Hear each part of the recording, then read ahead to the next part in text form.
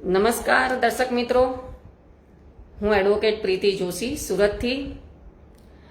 હું મારું વક્તવ્ય શરૂ કરું તે પહેલાં હું અમરેલીના એડવોકેટ પિન્ટુભાઈ કંસારા, પ્રશાંતભાઈ કંસારા ઉર્ફે પિન્ટુભાઈ ગોરખિયા અને તેમની વકીલ મિત્ર ગ્રુપનો હું આભાર વ્યક્ત કરું છું કે જેઓએ મને આપ સૌ સમક્ષ રૂબરૂ થવાની જે તક આપી છે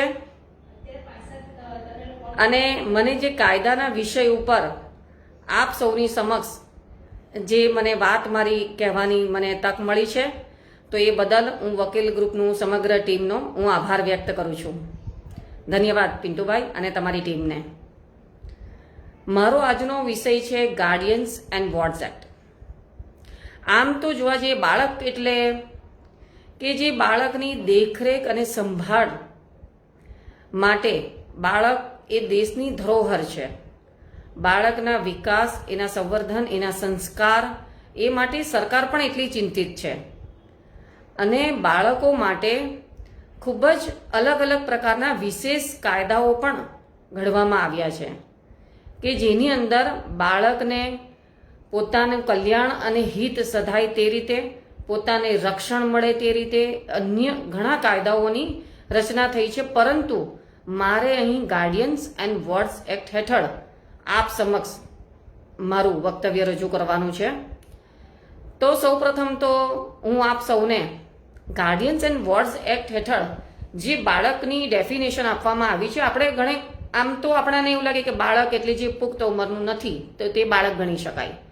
એ તો સાચી જ વાત છે. ઓક્સફોર્ડ એમાં પણ એ જ ડેફિનેશન આપવામાં આવી છે. પરંતુ અલગ અલગ કાયદાઓમાં અલગ અલગ કાયદાકીય હેતુઓ માટે બાળકના ઉંમરને લગતી ડેફિનેશન થોડીક અલગ રીતે આપવામાં આવેલી છે. તો એ બાબતે પણ હું થોડીક સ્પષ્ટતા કરીશ કે ઓક્સફોર્ડ ડિક્શનરી પ્રમાણે કે જે પુખ્ત ન હોય તો એ બાળક ગણી શકાય છે. જે સામાન્ય રીતે આપણે સૌ જાણીએ છીએ કે પુખ્ત નથી તો એ સગીર છે, એ બાળક છે.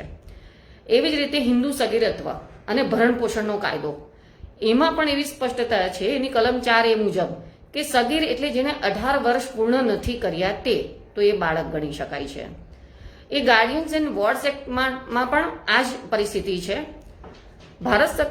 ભારતનો પુખ્તવય અધિનિયમનો કાયદો પણ એને જ અનુસરે છે, પરંતુ માત્ર એમાં એક થોડું એડિશન એવું છે કે બાળક કે જેના શરીર અને મિલકત માટે વાલી નીમવામાં આવ્યો હોય અને તેની ઉંમર 21ની પહોંચે નહીં ત્યાં સુધી એની ગણતરી બાળકમાં જ કરવામાં આવે છે.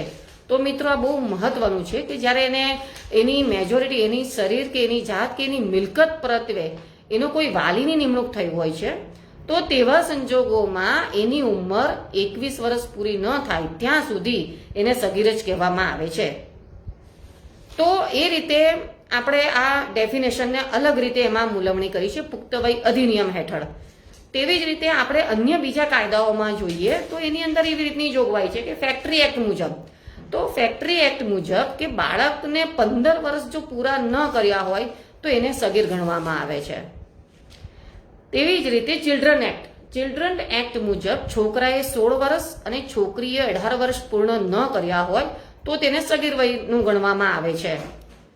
એવી જ રીતે મિત્ર આપણે સૌ જાણીએ જ છે કે બાળ લગ્ન નિયંત્રણ અધિનિયમ, એની અંદર છોકરાની ઉંમર 21 વર્ષ અને છોકરીની ઉંમર 18 વર્ષની ન થાય તો તે દરમિયાન એ લોકો બાળક જ ગણાય છે. તો આમાં આપણે જોયું કે ઉંમરનો કેટલો તફાવત કઈ જગ્યાએ પડે છે, પરંતુ એ કાયદાના અલગ અલગ પરિપ્રેક્ષમાં અને એના યોગ્ય હેતુ માટે એ વસ્તુ અહીંયા ક્લિયર થાય છે. બંધારણના અનુચ્છેદ 24 હેઠળ 14 વર્ષની નીચેના બાળકોને કારખાનામાં કે ખાણમાં કામકાજ કરી ન શકે તેવી જોગવાઈ છે. તો અહીંયા બંધારણ પણ એ કહે છે, બંધારણ દ્વારા પણ વિશેષ અધિકારો બાળકને આપેલા છે. તો આ કાયદાના અલગ અલગ પર્વ્યુમાં બાળકોને કઈ ઉંમર અને ક્યારે કયા નિયંત્રણો છે તે અહીંયા સ્પષ્ટ થાય છે. એટલે આપણે દરેક વખતે માત્ર એક જ એંગલથી નથી જોવાનું કે બાળક પુખ્ત ઉંમરનો નથી એટલે બાળક કહેવાય, પરંતુ આ કાયદાની અલગ અલગ જે જોગવાઈઓ છે તો તે મુજબ એ રીતે આપણે એનું અનુકરણ કરવાનું છે. હવે આ કાયદા મુજબ ગાર્ડિયન્સ એન્ડ વોર્ડ્સ એક્ટ મુજબ વાલી કોને ગણી શકાય? તો જે વ્યક્તિ એ સગીરની જાતના અથવા વાલી મિલકતના અથવા જાત અને મિલકત બંનેના જે દેખરેખ અને સંભાળ રાખતું હોય તો તેને વાલી કહી શકાય. અને પાલ્ય કોને કહેવાય? તો પાલ્ય એટલે એવી વ્યક્તિ કે જેની પોતાની જાત અથવા મિલકત અથવા જાત અને મિલકત બંનેની દેખરેખ રાખનાર કોઈ વાલી હોય તો એવા વાલી એના સગીરના એ વાલી ગણાતા હોય તો એવો સગીર એને પાલ્ય કહી શકાય. એટલે આપણે જોયું કે પાલ્ય અને સગીરમાં પણ ડિફરન્સ છે. સગીર બાળક એના વાલી હોય કે ના હોય એ સ્પષ્ટ નથી થતું, પરંતુ પાલ્યમાં એવું સ્પષ્ટ થાય છે કે એ પાલ્ય કે જે સગીર છે તેની જાતના અને મિલકત માટેના કોઈ વાલી હોય કે એની દેખરેખ રાખી શકે એવું વાલી હોય તો તેને પાલ્ય કહી શકાય. આપણે જોઈએ છે કે બાળકોના કબજાને લગતા, વિઝિટેશન રાઇટ્સને લગતા ઘણા બધા કેસો કોર્ટોમાં ચાલતા હોય છે. દરેકના સંજોગો, સમય અલગ અલગ રીતે બાળકોના કબજાની માંગણીઓ થતી હોય છે. એના ઉપર આપણે આગળ થોડી ચર્ચા કરીએ, પરંતુ એ પહેલા આપણે એ વસ્તુ પણ એવી સ્પષ્ટતા કરવાની છે કે વાલીપણા અંગે કોર્ટને કઈ સત્તાઓ છે. તો કોર્ટને વાલીપણાનું નક્કી કરવા માટે કોર્ટે સૌ પ્રથમ તો કે ભાઈ બાળકનું કલ્યાણ અને હિત ક્યાં છે, તો એ કોર્ટે જોવાનું છે કે બાળકનું કલ્યાણ અને હિત કોના પક્ષે છે. અગર કોઈ વસિયતથી કે વિલથી કોઈની વાલી તરીકે નિમણૂક થઈ ગઈ હોય અથવા અન્ય કોઈ ખતથી એવી નિમણૂક થઈ હોય અથવા તો કોર્ટે જાહેર કરેલા કોઈ વાલી હોય તો કોર્ટ એ પ્રમાણે એ સિવાય જો કોઈ વ્યક્તિની દેખરેખમાં હોય તો એવી વ્યક્તિએ આ કોર્ટનું હુકમનામું થયેથી એને એ વાલીપણામાંથી એને દૂર થવાનું છે. અને એવા સંજોગોમાં જો કોર્ટનું હુકમનામું ન હોય તે દરમિયાન જે તે વ્યક્તિ એ બાળકની દેખરેખ રાખતું હોય તો હુકમ થયા બાદ એણે એનો કબજો કે એની દેખરેખમાંથી એણે નિવૃત્ત થઈ જવાનું હોય છે. એટલે સ્પેસિફિક બહુ ક્લિયર છે કે એના વાલીપણામાં કોર્ટના આધીન અથવા નામદાર કલેક્ટરના કોઈ આદેશો હોય અથવા કોઈ વિલ કે વસિયતથી કોઈ નિમાયેલ વ્યક્તિ હોય તો એ કાયદાકીય આધારિત બાળકનું કલ્યાણ અને હિત ક્યાં છે તો તે મુજબ એની નિયુક્તિ ગણી શકાશે. એમાં ખાસ કરીને એક કેરાલા હાઈકોર્ટનું 2015નું જજમેન્ટ છે કે પિતાના વિઝિટેશન રાઇટ્સ અંગે માતાએ એને ચેલેન્જ કર્યું કે મારે પિતાને વિઝિટેશન રાઇટ્સ પણ નથી આપવા. તો કોર્ટે પણ સ્પષ્ટ એમાં જાહેર કર્યું કે કોર્ટે પણ એવી ટિપ્પણી કરી કે માતા પાસે એનું માતૃત્વ છે, એનું પ્રેમ છે, એની લાગણી છે, પણ તેથી કરીને પિતાને એનું પ્રેમથી વંચિત ન રાખી શકાય. સિવાય કે એની વિરુદ્ધનું કોઈ બાબત હોય કે પિતા પાસે ન જઈ શકાય એવું કોઈ ઠોસ કારણ હોય અથવા તો બાળક પિતાની કસ્ટડીમાં સેફ નથી એવું ચોક્કસ કોઈ કારણ હોય તો તેવા સંજોગોમાં જ એની કસ્ટડી એને ન આપી શકાય. અન્યથા એની અંદર એ પિતાની જે વિઝિટેશન રાઇટ છે, જે સમય મર્યાદા નક્કી કરવામાં આવેલી તે સમય મર્યાદાને એઝ ઇટ ઇઝ એ કોર્ટે એના અમલમાં રાખી છે. એટલે આ રીતે આપણે જોઈએ તો એ રીતે એનું મૂલ્યાંકન પણ થતું હોય છે. એવી જ રીતે એક ઝારખંડ હાઈકોર્ટનો 2015નો એક ચુકાદો છે કે પત્ની ત્યાગ કરીને પિયર જતી રહી હતી અને ત્યારબાદ એણે પતિ વિરુદ્ધમાં પતિની પાસે બાળકનો કબજો હતો અને એણે કોર્ટમાં અરજી કરી કે મારે બાળકનો કબજો જોઈએ છે. ત્યારે તેવા સંજોગોમાં માત્ર એટલું કે ભાઈ પતિએ મને કાઢી મૂકી છે અને હું મારા પિયરમાં રહું છું અને કોર્ટની અરજીમાં એવું કોઈ પણ બાબત જે પિતાથી વિરુદ્ધ માની શકાય, કોર્ટને એવું માનવાને કારણ હોય કે બાળકની કસ્ટડી પિતાની પાસે સેફ નથી, સલામત નથી, હિતકારી નથી, ત્યારે તેવા સંજોગો ઊભા થાય તો પરિસ્થિતિ આખી અલગ છે. પરંતુ પત્નીની અરજીમાં ક્યાંય પણ કોઈ પણ જગ્યાએ જે રીતે એમાં દર્શાવેલું હતું કોઈ જગ્યાએ કોઈ પિતાના એવા કોઈ કસૂર હોય એવું ક્યાંય એણે દર્શાવેલું નહોતું. ત્યારે તેવા સંજોગોમાં જે બાળક 3 વર્ષ ઉપરાંતથી પિતાના કબજામાં છે પત્નીએ એનો સ્વેચ્છાએ ત્યાગ કર્યો હતો અને એ બાબત પતિએ તેના જવાબમાં જણાવ્યું, ત્યારે તેવા સંજોગોમાં એ ન માનવાનું કોઈ કારણ એ નામદાર હાઈકોર્ટને લાગ્યું નહીં અને પિતા પાસેની જે કસ્ટડી છે તે યથાવત રાખવામાં આવી.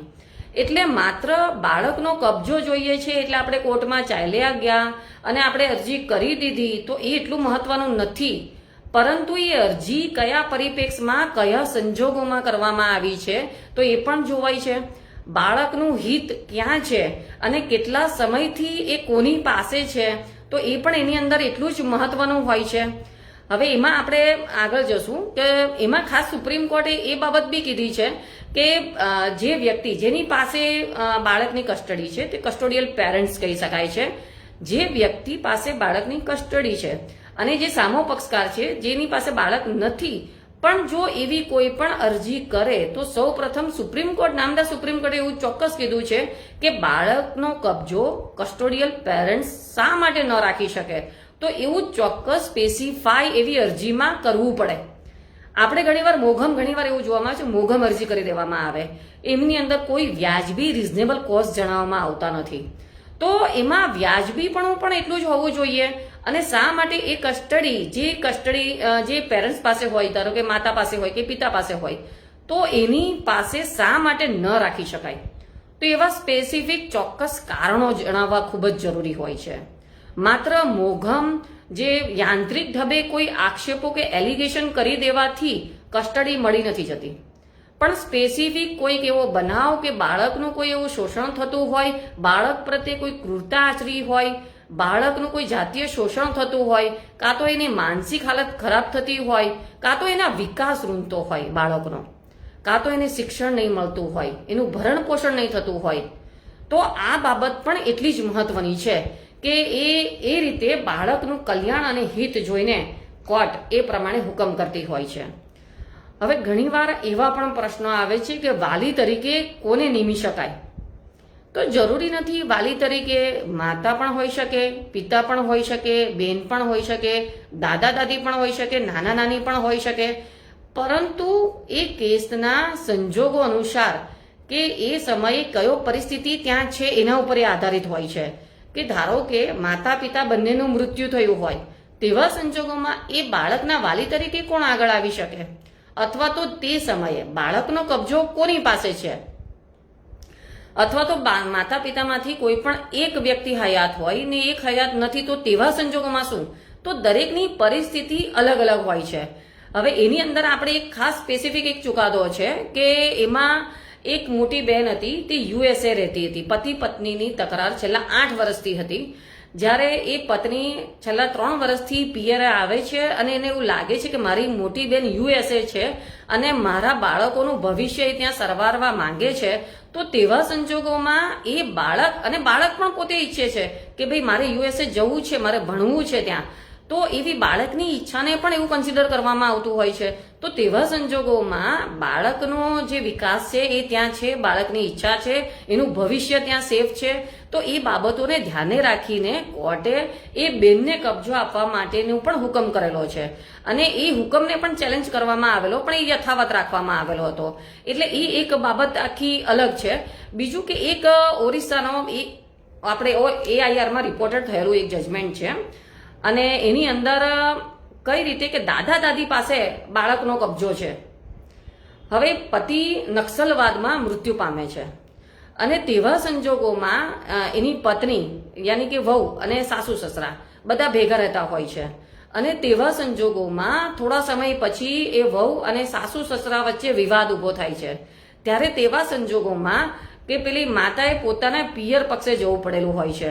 ત્યારે દાદા દાદીએ એ બાળકનો કબજો નહીં આપ્યો કે નહીં અમે નહીં આપી શકીએ, ત્યારે એ માતાએ કોર્ટનું શરણું લેવું પડેલું હતું બાળકના કબજા માટે.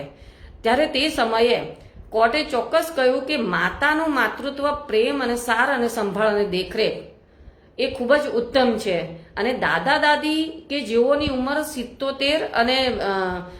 70 વર્ષના દાદા દાદી હતા, તો એ લોકોની ઉંમરને જોઈને પણ કે બાળકનું ત્યાં હિત નથી, જ્યારે માતાની ઉંમર 30 વર્ષની હતી, તો તેવા સંજોગોમાં એ બાળકનો કબજો એ માતાને કોર્ટે આપ્યો.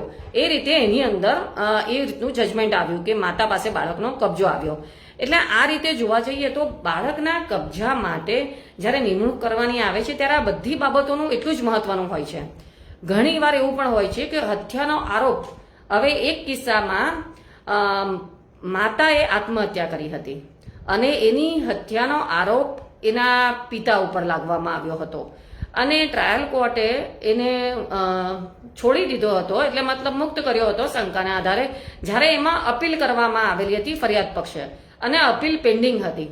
અને તેવા સંજોગોમાં પિતાએ બાળકના વાલી તરીકેની માંગણી કરી, જે કોર્ટે સદંતર નકારી દીધી.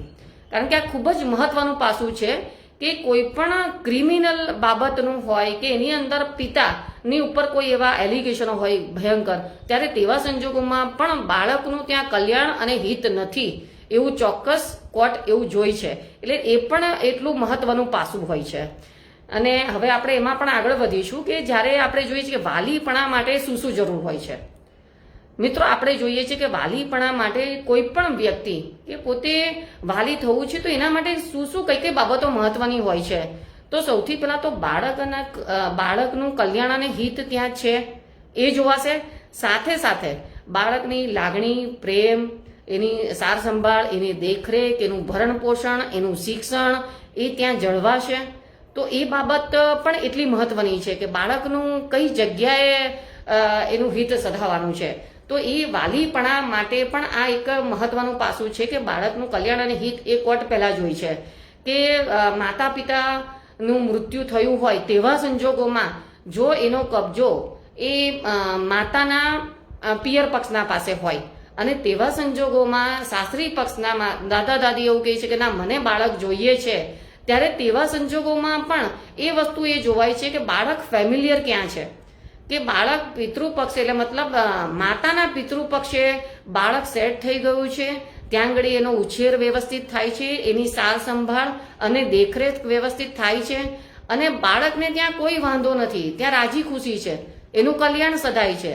તો એવા સંજોગો પણ કોર્ટ જોઈ છે. ત્યારે એ પિતા પક્ષના જે એના સાસરી પક્ષના જે છે સાસ સસુર, તેણે પણ કોર્ટમાં કબજાની માંગણી કરેલી હતી, પરંતુ એમને કબજો મળી નહીં શક્યો. એટલે આ બધી બાબતો ખૂબ જ મહત્વની હોય છે કે જેની અંદર મેઇન એની અંદર ખાસ બાળકનું કલ્યાણ અને હિત ક્યાં સધાય છે તે કોર્ટે એની અંદર સ્પષ્ટ જોવાનું હોય છે. આવા અનેક ચુકાદાઓ આની અંદર કોર્ટે આપેલા છે. અલગ અલગ હાઈકોર્ટે, સુપ્રીમ કોર્ટે પણ એની અંદર નોંધ્યું છે. અને એમાં મહત્વની બીજી એક બાબત એવી છે કે બાળકની ઈચ્છા પણ એટલી જ મહત્વની હોય છે. અને એ ઈચ્છા કોર્ટને એવું લાગે કે બાળક પરિપક્વ છે, એને વાતચીત કરીને પૂછી શકાય એવું છે, તો કોર્ટ પણ બાળકને ઓપન કોર્ટમાં નહીં પણ પોતાની ચેમ્બરમાં બેસીને પણ બાળકને બોલાવીને પૂછી શકે છે કે એને કોની પાસે જવું છે, એને ત્યાં રહી છે ત્યાં કેવી ફેસિલિટી છે, એને ત્યાં ગમે છે કે નથી ગમતું. તો એ બધી બાબતો પણ એટલી જ મહત્વની હોય છે કે બાળકને પોતાની ઈચ્છા પણ પ્રમાણે એ પોતે રહી શકે છે. પરંતુ એમાં પણ અપવાદ છે. જરૂરી નથી કે દરેક વખતે બાળકની ઈચ્છાને માની લેવામાં આવે. હવે એમાં એક મહત્વનો ચુકાદો એવો હતો કે બાળકની ઈચ્છા હતી એના દાદા દાદીને ત્યાં રહેવાની. પતિના મૃત્યુ બાદ માતા અલગ એના પિયર પક્ષે ગઈ, એમાં વિવાદો થયેલા. ત્યારબાદ માતાએ બાળકને લેવા માટે એનો કબજા માટે કોર્ટમાં ગઈ. જ્યારે દાદા દાદીએ એવો બચાવ કર્યો કે ભાઈ બાળક અહીંયા અમારી સાથે ભળી ગયું છે, અમે એનો ઉછેર કરી શકીએ છીએ, એનું ભરણ પોષણ કરી શકીએ છીએ, એના શિક્ષણ આપી શકીએ છીએ, એ બધો બચાવ દાદા દાદીએ કર્યો. જ્યારે માતાએ કીધું કે મારી પાસે મારું પોતાનો એક માતૃ પ્રેમ છે અને જે પતિ જે ઓફ થઈ ગયેલા હતા એમનું પોતાનું જે કંઈ નાણાં જે એમને મળ્યા મૃત્યુ બાદના, તો એ નાણાંથી એના બાળકનો એ ઉછેર કરી શકે છે, એને શિક્ષણ આપી શકે છે. તો એ બચાવે કોર્ટે ધ્યાને લીધો. અને એમાં ભલે બાળકની ઈચ્છા નથી, કારણ કે બાળક એક એવું સગીર વયનું હોય છે કે એને એટલી પુખ્તતા કાં તો એવી માનસિકતા નથી હોતી કે પોતાનું સારું નરસું એ વિચારી શકે. બાળક વર્ષોથી છેલ્લા 3 વર્ષથી દાદા દાદી સાથે હતું, એટલે એ દાદા દાદીનું માત્ર વૈવાહિક થઈ ગયેલું હતું. મતલબ દાદા દાદી સાથેના એના સંલગ્ન સંબંધો ઘડાઈ ગયેલા હતા કે જેથી એ માતા પાસે જવા ઈચ્છતું નહોતું. પરંતુ તેમ છતાં પણ કોર્ટે એ રીતે હુકમમાં ટાંક્યું કે ભાઈ એ બાળકનો કબજો માતાને જશે, કેમ કે માતા એની કુદરતી વાલી છે અને માતાથી વિશેષ એનું દેખરેખ કાળજી કોઈ જ ના લઈ શકે. અને દાદા દાદીને વિઝિટેશન રાઇટ જો જોતા હોય તો એ દાદા દાદીને મળી શકે. એટલે આમાં એ છે કે બાળકની ઈચ્છા હોવા છતાં પણ એના ભવિષ્ય, એના હિત અને કલ્યાણ માટે એ નિર્ણય લેવાયો કે માતા પાસે રહેશે. કારણ કે માતાની ઉંમર નાની છે, જ્યારે દાદા દાદી સિનિયર સિટીઝન છે, એટલું દોડી નહીં શકે, સારવાર હેઠળ હોય, તો આ બધી બાબતોને પણ કોર્ટે એટલી ધ્યાને લીધેલી છે.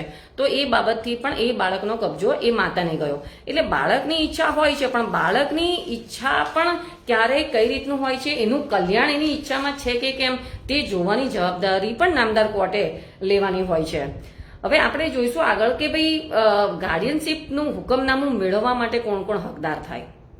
હવે ઘણીવાર લોકો દાવો કરે કે ભાઈ ગાર્ડિયનશીપ, મને આ બાળકનું વાલીપણું જોઈએ છે. તો એની અંદર કોણ કોણ કરી શકે કે ભાઈ વાલી હોવાનો દાવો કરનાર, એની ઈચ્છા વ્યક્ત કરનાર કે ભાઈ મને આ બાળક પર ઈચ્છા છે, હું એનો વાલી બનું, હું એનો ગાર્ડિયન બનું. કોઈ મિત્ર હોઈ શકે, કોઈ સગું વાલું હોઈ શકે, કોઈ માતા હોઈ શકે, કોઈ પિતા હોઈ શકે, માતા પિતા ન હોય ત્યારે એવા કોઈક વડીલ હોઈ શકે નિકટના. તો આવી કોઈ પણ વ્યક્તિ કે જે બાળકનો વાલીપણા અથવા વાલી બનવાનો દાવો કરવા ઈચ્છતી હોય, તો તેવી વ્યક્તિ એવું હુકમનામું મેળવવા હકદાર છે. તો એને સાબિત કરવું પડે કે ભાઈ હું એનો વાલી છું, એની કેર કરી શકું એવું છું, બાળકનું કલ્યાણ અને હિત સધાય એવું છે, અને બાળકને એનો વિકાસ થાય એવો છે. એટલે એ બધી બાબતો પણ એની અંદર એટલી જ મહત્વની હોય છે. તો એ રીતે આવી કોઈ પણ વ્યક્તિ જે કન્સર્ન સગીરને કન્સર્નમાં હોય એવી વ્યક્તિ એવો દાવો કરી શકે છે. હવે આપણે બીજો એક બહુ મહત્વનો પ્રશ્ન આની અંદર જોઈશું કે વાલી નીમવા માટે કોર્ટ કઈ કઈ બાબતો વિચારણામાં લેતી હોય છે. આપણે જ્યારે કોઈ જે કસ્ટોડિયલ પેરેન્ટ્સ છે કે કોઈ બી બેમાંથી એક પક્ષકાર પાસે બાળકની કસ્ટડી છે, બીજા પાસે બાળકની કસ્ટડી નથી, એ જ્યારે બાળકની માંગણી કરવા જાય છે કોર્ટમાં, ત્યારે તેવા સંજોગોમાં કઈ કઈ બાબતો એવી મહત્વની છે કે જે કોર્ટને ધ્યાને દોરાવવાની હોય છે. અને કોર્ટ એવી કઈ બાબત છે કે જે પહેલા વિચાર કરે છે. સૌથી પહેલા તો એ બાળકની ઉંમર કેટલી છે. બાળકની ઉંમર ખૂબ જ મહત્વની છે. જો એ બાળક 5 વર્ષથી નાનું હોય તો એની સાર સંભાળ અને દેખરેખ રાખવી ખૂબ જ મહત્વની હોય છે. તો આમ જોવા જઈએ તો 5 વર્ષથી નીચેનું બાળક હોય છે તો એનો કબજો મોટા ભાગે માતા પાસે હોય છે. પરંતુ એમાં પણ અપવાદ હોય છે કે જો એવું કોઈ પરિસ્થિતિ હોય કે માતા રાખી શકે એવું ના હોય, અથવા તો માતા પાસે રાખવું એ જોખમ હોય, માતાને કોઈ માનસિક બીમારી હોય, કાં તો એની સાથે રહી ન શકે એવી કોઈ પરિસ્થિતિ હોય, તો જ એ બાળક એના પિતાને જાય છે. એટલે સૌથી પહેલા તો એને માતા પાસે એ કુદરતી વાલી છે, તો એને માતા પાસેનો કબજો, બાળક જો 5 વર્ષનું કે એની નાનું હોય તો એ માતાનો કબજો જાય છે. 5 વર્ષ બાદ અગર પિતા પાસે જાય તો પણ કોર્ટે કયા કયા મુદ્દાઓ ધ્યાને રાખવાના હોય છે અને કોર્ટ કયા મુદ્દા ધ્યાને લેતી હોય છે. તો એની અંદર સગીરનું સૌપ્રથમ કલ્યાણ ક્યાં છે, કયા પક્ષકાર પાસે છે, એનું હિત ક્યાં છે, એનું ભવિષ્ય ક્યાં છે, અને પછી એ બાળકની ઉંમરની બાદ એ બાળકની જાતિ એ સ્ત્રી છે કે પુરુષ છે. તો આ બહુ મહત્વનું છે મિત્રો. જો એ સ્ત્રી હોય તો જેમ જેમ એ બાળક મોટું થતું જાય ત્યારે એની દેખરેખ રાખવી બહુ મહત્વની હોય છે. ત્યારે તેવા સંજોગોમાં જો દીકરી હોય તો એનો કબજો મોટા ભાગે માતાને સોંપવામાં આવતો હોય છે. કારણ કે જ્યારે એ બેબી મોટું થતું જાય છે ત્યારે આ જમાના સાથે એને સંલગ્ન રક્ષણ પ્રોટેક્શનની સાથે એને જે સમાજમાં પોતાની એ જે જીવવાનું અને પોતાના જે પડકારો છે એને પહોંચી વળવા માટે માતા જે એના એક શિક્ષક બની શકે છે. તો એ બાબતને લઈને દીકરીઓની દેખરેખ અને સાર સંભાળ માટે એ જ મહત્વનું હોય છે કે એ માતાને જાય છે. એટલે એ જાતિ નક્કી કરે કે સ્ત્રી છે, બાળક કે પુરુષ છે. પછી સાથે સાથે સગીરની ઉંમર અને એનું જે વ્યક્તિ આ દાવો કરે છે કે ભાઈ મને આ બાળક જોઈએ છે, તો એ વ્યક્તિનું ચરિત્ર કેવું છે. ઘણી વાર લોકો કેવું હોય છે કે બાળકનો કબજો નથી જોતો, પરંતુ પોતાની પત્ની ભરણ પોષણ માંગે નહીં બાળકનું, એટલા માટે ઘણીવાર એવા ખોટા દાવાઓ પણ થાય છે કે મને કસ્ટડી જોઈએ. એક કિસ્સો એવો થઈ ગયેલો હતો ઓરિસ્સામાં કે પત્નીએ લગ્નના હક પુનઃસ્થાપિતનો દાવો કર્યો અને પતિએ એને તરછોડી દીધી હતી. એટલે બાળક હતું પત્ની પાસે, એટલે પત્નીએ ગાર્ડિયન્સ એન્ડ વોર્ડ્સ એક્ટ હેઠળ કબજાની માંગણી કરી. હવે આની અંદર માત્ર પર્પસ કોર્ટે પણ એવું નોંધ્યું કે આની અંદર તમે 3 વર્ષથી બાળકને મળ્યા નથી, બાળક ક્યાં છે તે તમે જોયું નથી, બાળક ભણે છે કે નથી ભણતો તે તમે જોયું નથી, બાળકનો ઉછેર કેવી રીતે થાય છે તે તમે જોયું નથી, તમે એના ભરણ પોષણની પણ વ્યવસ્થા નથી કરી અને હવે તમે કબજો માંગવા આવ્યા છો. એટલે માત્ર ભરણ પોષણથી બચવા માટે આવી અરજી કરવી ઉચિત નથી. એટલે વ્યક્તિને બાળકનું ભરણ પોષણ નહીં આપવું પડે એટલે માત્ર ચલો કબજા માટે આપણે દાવો કરી દઈએ, તો માત્ર ભરણ પોષણની કાર્યવાહી અથવા તો નાણાં આપવા પડે એ ભય અને ભીતિએ માત્ર આવા દાવાઓ ઘણીવાર થતા હોય છે. તો કોર્ટ પણ એ મુદ્દાને ધ્યાને લેતી હોય છે અને આવા દાવાઓ રિજેક્ટ કરતી હોય છે. એટલે આપણે એવું મહત્વનું હોય છે કે એ પેરેન્ટ્સ જે માંગણી કરનાર હોય છે તેનું ચરિત્ર કેવું છે, એ કઈ માનસિકતા ધરાવે છે અને બાળકને સોંપવાથી એનું ત્યાં હિત સધાશે કે કેમ. ઘણીવાર એવું જરૂરી નથી કે માંગણી માત્ર માતા કે પિતા કરે, કોઈ સગપણ ધરાવતું કોઈ વ્યક્તિ કરે. તો એ કઈ વ્યક્તિ છે કે જે સગપણમાં છે, તો એનું ત્યાં હિત શું છે, તો એ બાબત પણ એટલી જ મહત્વની હોય છે. હવે એક AIR 2015નું એક જજમેન્ટ છે કલકત્તા હાઈકોર્ટનું કે બાળકની કસ્ટડી, હવે માતાએ આત્મહત્યા કરેલી જે આપણે અગાઉ કરી ગયા છે તેનું તમને અહીંયા સંલગ્ન થોડુંક એના પ્રાસ બેસે છે, અને પતિએ ગુનામાંથી મુક્ત કરાયેલો હતો પરંતુ અપીલ પેન્ડિંગ હતી. તેવા કારણોસર એ પતિને એક બાળકની કસ્ટડી મળી શકે નહીં. તેવું સ્પષ્ટ એની અંદર છે કે જ્યાં સુધી એ ગુનામાંથી સંપૂર્ણ બહાર ન આવી જાય તો તેવા સંજોગોમાં એને બાળકની કસ્ટડી નહીં મળી શકે, કેમ કે ત્યાં બાળકનું હિત નથી. જો જે વ્યક્તિ પોતાની પત્નીનું ખૂન કરી શકતો હોય અથવા એવા કારણો ઉપજાવી શકતો હોય કે ભય કે દહેશત ફેલાવી શકતો હોય, તો તેવા સંજોગોમાં બાળકને ત્યાં કબજો આપવો તો કેટલા અંશે એને ઉચિત છે કે યોગ્ય છે, એનું કલ્યાણ ક્યાં છે, તો કોર્ટે એ પણ જોવાનું છે. અને બીજું મહત્વનું કે ઘણીવાર એવું હોય છે કે ભાઈ આ કસ્ટડી બાબત માટે આર્થિક પાસું પણ એટલું મહત્વનું હોય છે. એટલે મહત્વનું હોય છે પરંતુ એટલું જ અગત્યનું પણ નહીં ગણી શકાય, કારણ કે માતાનું આર્થિક પાસું સ્વાભાવિક રીતે મોટા ભાગે પિતા કરતા થોડું નબળું હોય છે. પણ એનો મતલબ માત્ર આર્થિક પાસાને લઈને કોર્ટ માતાની કસ્ટડીની અવગણના નહીં કરી શકે, કારણ કે માતા પાસે પ્રેમ છે, માતૃત્વ છે, લાગણી છે. તો એ બધી બાબત પણ એટલી જ મહત્વની હોય છે કે બાળકને માતાની હૂંફ, દેખરેખ, સાર સંભાળ પણ મળવી જોઈએ, પણ સાથે સાથે પિતાનું પિતૃત્વ પણ મળવું જોઈએ. એટલે એવું નકારી નહીં શકે, કોર્ટ સદંતર નકારી નહીં શકે કસ્ટડી. અધરવાઇઝ સામા પક્ષને વિઝિટેશન રાઇટ મળી શકે કે ભાઈ એમાં વિઝિટેશન રાઇટમાં પણ અનુકૂળતા જોવાય કે બાળકની અનુકૂળતા અને સગવડ ભર્યું છે. જો બાળક નાનું હોય તો એનો સુવાનો સમય, એનો ખાવા પીવાનો સમય, તો એ બધું ધ્યાને રાખવાનું હોય છે. બાળક મોટો હોય તો એનો સ્કૂલનો સમય, એનો ટ્યુશનનો સમય, તો એ પણ એટલું જ ધ્યાને રાખવાનું હોય છે કે જેથી બાળકના અભ્યાસમાં, એની ઊંઘમાં કે એના ભરણ પોષણમાં કે અન્ય કોઈ પણ એની જે વિકાસની બાબતમાં એને અડચણ કે ખલેલ ન પડે. તે રીતે કોર્ટ એને વિઝિટેશન રાઇટ્સ બીજા પક્ષનાને આપી શકે છે. એટલે આ એક ખૂબ જ મહત્વની બાબત છે. બીજું એક આની અંદર મહત્વનું પણ એવું છે કે જે પક્ષ, જેની પક્ષ પાસે બાળકનો કબજો છે અને બીજો પક્ષ એનો બાળકનો કબજો લેવા માટે આતુર છે અને કોર્ટમાં જાય છે, પરંતુ જે કસ્ટોડિયલ પેરેન્ટ્સ છે, તો એ કસ્ટોડિયલ પેરેન્ટ્સમાં એ બાળક સાથેના કોઈ એવા દુર્વ્યવહાર થયેલા નથી, કાં તો બાળકના વિકાસ રૂંધાય કે કલ્યાણ અને હિત ન સંધાય, તો એવી કોઈ બાબતો એની અંદર નથી. ત્યારે તેવા સંજોગોમાં એ બાળકનો કબજો જે માંગણી કરનાર વ્યક્તિ છે એને મળતો નથી, કારણ કે આમાં દુર્વ્યવહાર પુરવાર થવો જોઈએ કે આની કસ્ટડી શા માટે આ વ્યક્તિને નહીં જવી જોઈએ.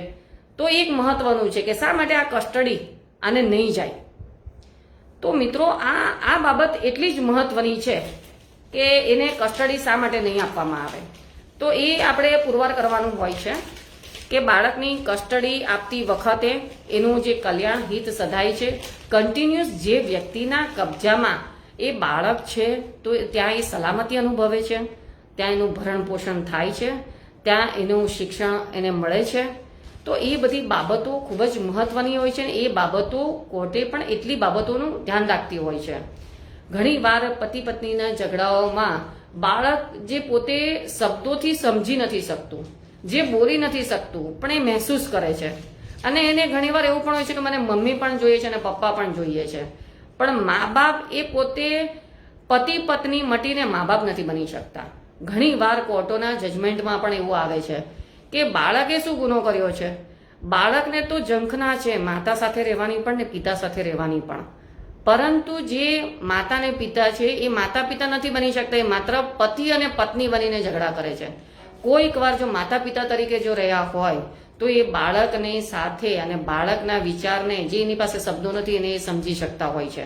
તો આ બાબત પણ એટલી જ મહત્વની હોય છે કે આવા વાલીપણાના દાવામાં જે પરિસ્થિતિ બાળકની થાય છે, જે માનસિકતાથી બાળકને આગળ વધવાનું હોય છે અને એના કબજાની જે તકરારો આવે છે, તો બાળક પણ એટલું એની અંદરથી પીસાતું જાય છે. બાળકની જે ઈચ્છા છે તે ઘણીવાર બાળકની ઈચ્છા વિરુદ્ધ માતા કે પિતાને, કારણ કે ફેમિલિયર એટલું થતું નથી, એટલે ઘણીવાર નામદાર કોર્ટ પણ એવા જજમેન્ટ આપે છે કે પહેલા માતાને સપોઝ પિતા પાસે બાળક હોય અને એને 2-3 વર્ષ વીતી ગયા હોય અને માતાએ જો કસ્ટડી માટેનો કેસ કે દાવો કર્યો હોય, ત્યારે તેવા સંજોગોમાં સૌપ્રથમ એને વિઝિટેશન રાઇટ આપવામાં આવે છે કે પહેલા વિઝિટેશન રાઇટમાં માતા અને બાળકનું થોડું ફેમિલિયર થાય વર્તણું, કે બાળક એ માતા પાસે જતું થાય, તો એ માતાને મળશે, માતાની પાસે જશે તો એને કંઈ ખબર પડશે માતૃપ્રેમની.